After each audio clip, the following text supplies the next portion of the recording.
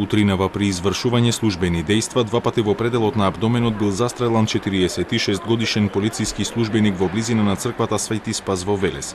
Според информациите од СВР Велес, полициските службеници биле физички нападнати од 4 лица, од кои едното успеало да му го одзеде службениот пиштол на повредениот полицаец и со него испукал неколку куршуми.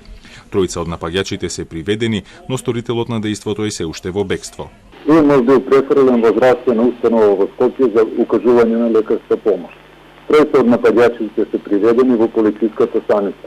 Сторителот на ова дело се наоѓа во бегство и се трага по него. Повредениот полициски службеник бил примен на клиниката за дигестивна хирургија во стабилна состојба и вон животна опасност. Во моментот пациентот е во стабилна состојба, ќе се следи состојбата динамично и во зависност од потребата, односно од состојбата, ќе се одлучи дали ќе се врз него ќе има хируршка интервенција или пак лекувањето ќе се продолжи конзервативно. Според неофицијални информации, полицајците биле во контрола по пријава дека континуирано се вршат грабежи на верниците кои доаѓаат во црквата.